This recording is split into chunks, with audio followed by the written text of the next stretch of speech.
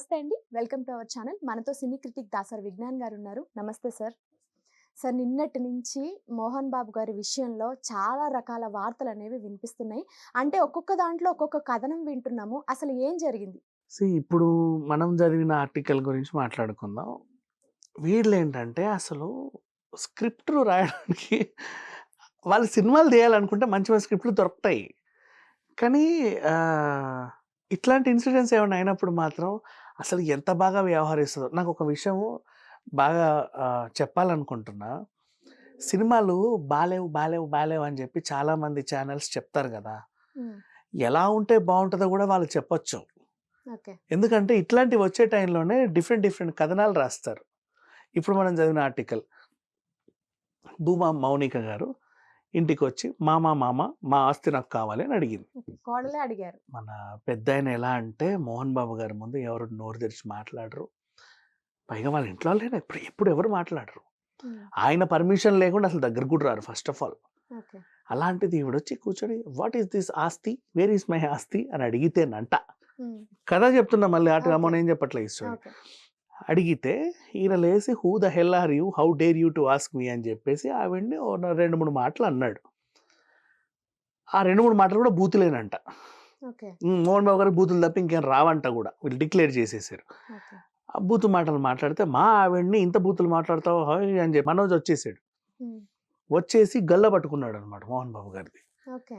ఏరా ఇలాగేనా నిన్ను పెంచింది నా గల్ల పట్టుకుంటావురా అని తోసి కిందేసి కొట్టి తొక్కి నువ్వు చావురా చావు అని మోహన్ బాబు తంతా ఉన్నాడు. ఓకే. ఈయన వెంటనే పైకి లేచి మోహన్ బాబు బట్టలని చింపేసి ఏ అని కొట్టబోయాడు. ఓకే. వెనకాల వాళ్ళందరూ ఏరా పెద్దాయన్ని కొడతావా ఇలాగేరా నీ పెంపకం ఇదేనా ఇదే అని చెప్పేసి అందరూ కలిసి తన్ని తోసేశారు బయటికి.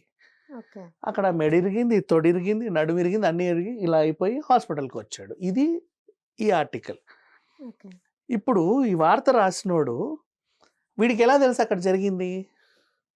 అంటే వాడు ఉన్నాడు అనుకుందాం ఫర్ ఎగ్జాంపుల్. ఉన్నాడేమో అనుకుందాం. హ్మ్. అంటే ఈ గొడవ అవుతదని ముందే తెలిసే వాడొచ్చాడా? ఇట్లా గొడవ అవుతది ఇప్పుడు అని జెప్పేసి?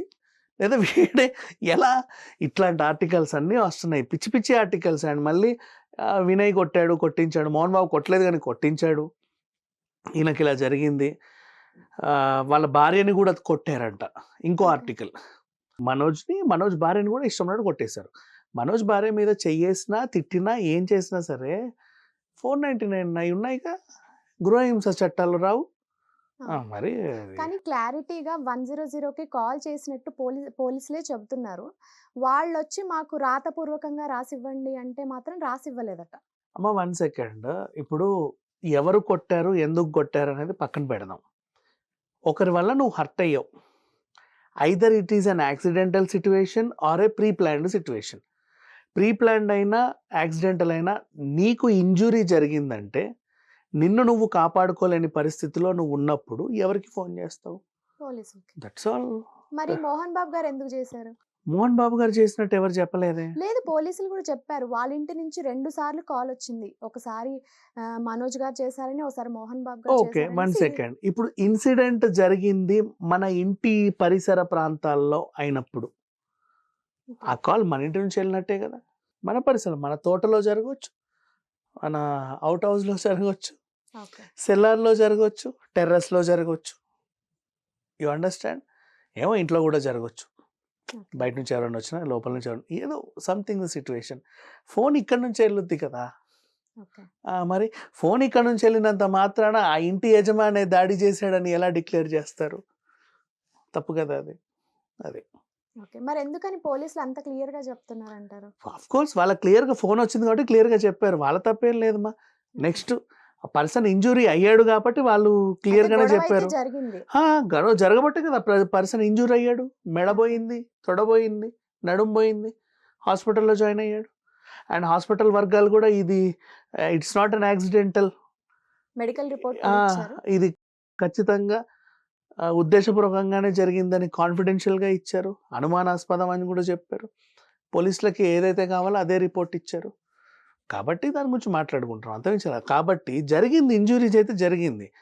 దీనివల్లే జరిగింది, దానివల్లే జరిగింది, వాళ్ళ కారణంగా జరిగింది, వీళ్ళ కారణంగా జరిగిందని మాత్రం ప్రూఫ్ లేదు. అండ్ ఇంకొకటి ఇప్పుడు నేనే ఉన్నా.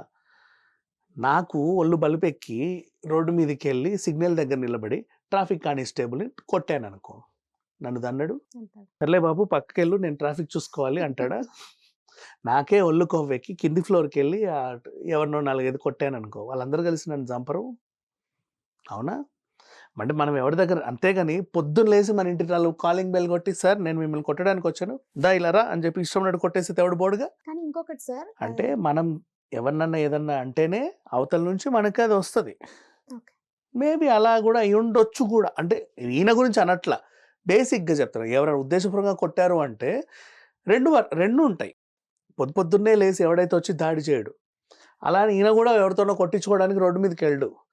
ఒక దగ్గర ఒక ఘర్షణ జరుగుద్ది. ఆ ఘర్షణ పెరిగి పెద్ద అయ్యిద్ది. ఈళ్ళో వాళ్ళో కొంచెం ఆహ్, ఆహ్, మాట పెరిగి గొడవలవుతా ఉంటాయి. సో, బయట నుంచి ఎవరైనా వచ్చి కూడా ఏమైనా చెయ్యొచ్చు. ఇద్దరిని కనుక్కోవాలి. వాడెందుకొచ్చి కొట్టాడు, ఈళ్ళెందుకెళ్ళి కొట్టించుకున్నాడు అని.